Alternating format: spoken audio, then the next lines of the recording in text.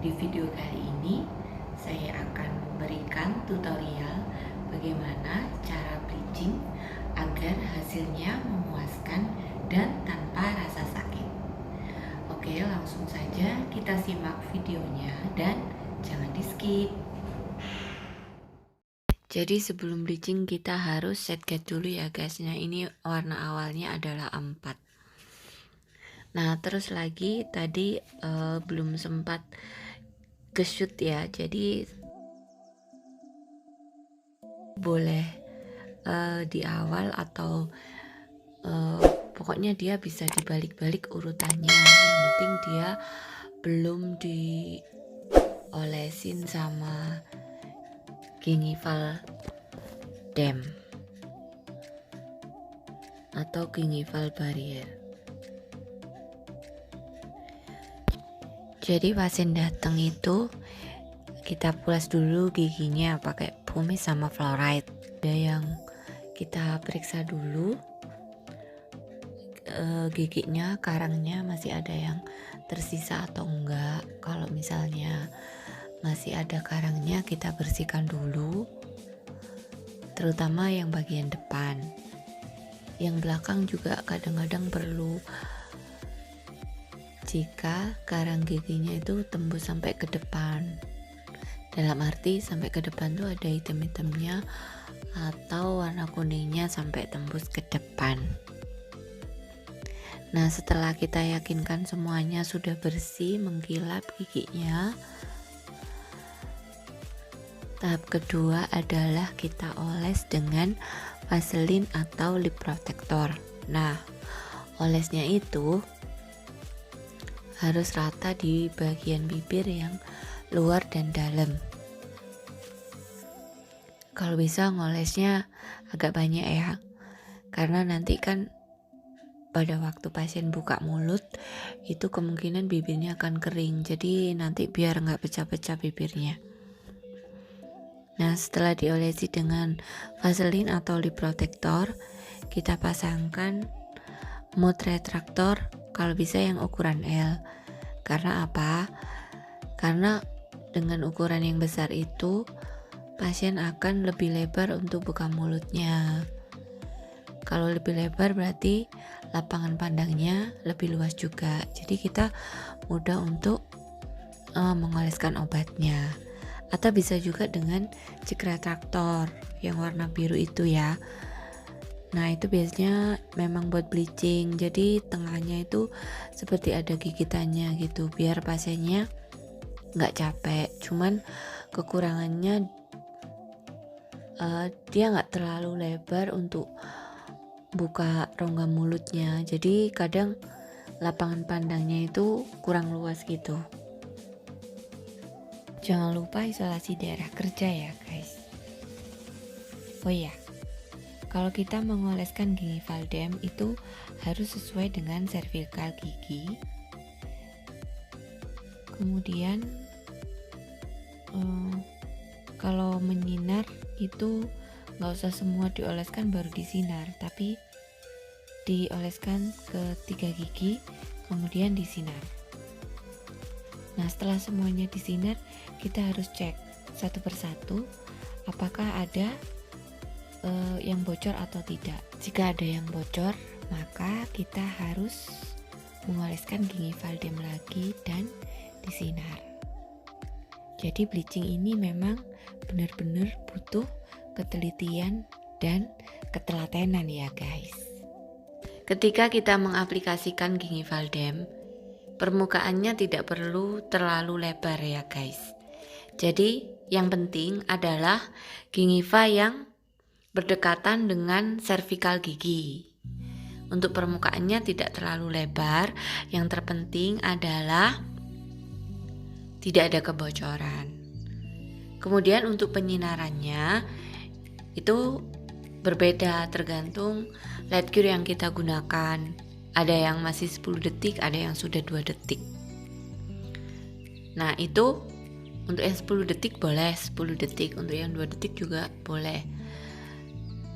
Nanti di akhir kita bisa mengulang penyinarannya dan kita cek apakah sudah betul-betul setting atau masih ada yang lunak. Kalau masih ada yang lunak, kita sinar lagi sampai betul-betul setting.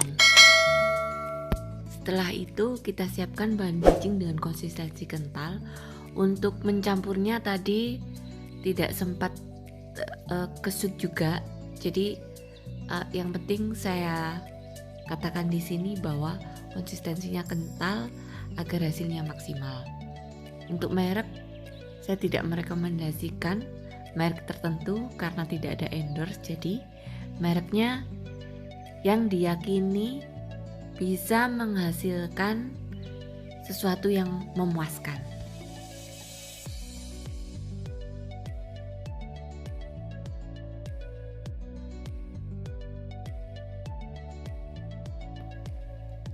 Pada saat giginya belum di bleaching, kita harus mengamati gigi mana saja yang berwarna lebih kuning. Nah, gigi yang lebih kuning itu nanti kita olesin dengan bahan yang lebih banyak daripada gigi yang sebelahnya yang lebih putih, karena biasanya warna tiap gigi itu nggak sama. Jadi kita harus teliti dan melihat gigi mana saja yang warnanya lebih kuning. Nah, gigi yang warnanya lebih kuning kita beri obat lebih banyak biar nanti hasilnya sama atau paling nggak bisa mirip. Untuk pengolesan awalnya sebaiknya kita mengoleskan gigi bagian atas dulu. Karena apa? Karena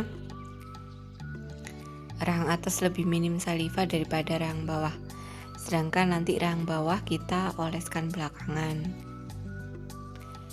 Untuk obatnya juga, jadi rahang atas itu bisa yang lebih banyak daripada rahang bawah. Karena kalau tersenyum pasti yang kelihatan rahang bawah dulu. Rahang atas dulu maksudnya.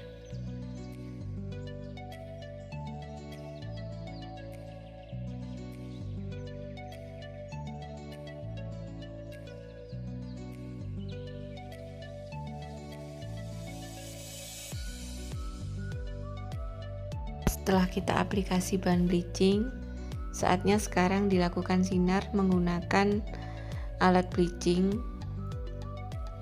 Nah, di sini saya menggunakan durasi yang 10 menit untuk satu kali penyinaran dan saya lakukan sebanyak 3 kali dengan catatan pasiennya tidak ada keluhan ngilu.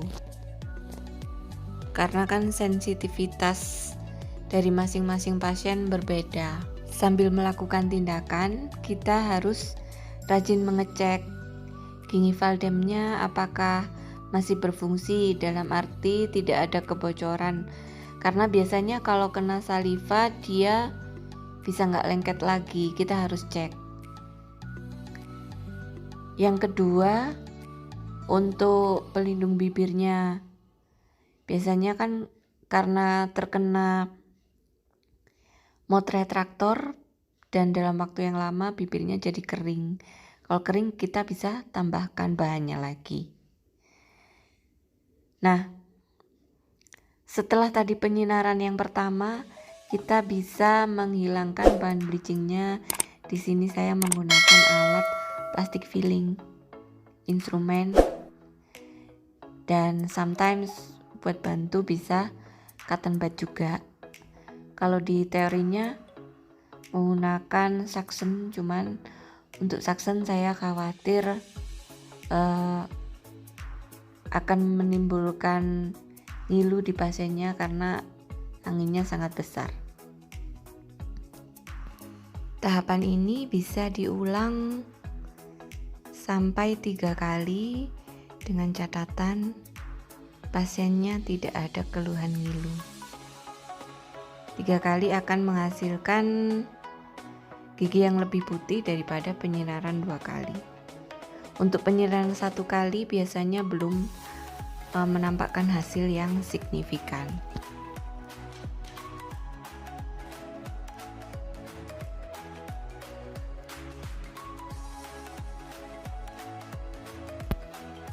Setelah tahapan bleaching selesai, yaitu penyinaran tadi sebanyak 2 atau 3 kali, kita bisa remove gingival barriernya.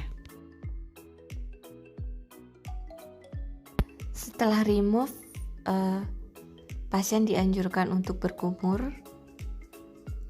Kemudian setelah berkumur, giginya diolesi dengan fluoride dan didiamkan selama 2 menit. Kemudian kumur lagi.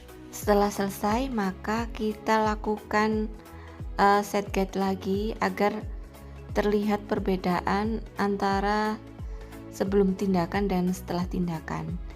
Di sini pasiennya awalnya mempunyai warna 4, sekarang warnanya jadi A1.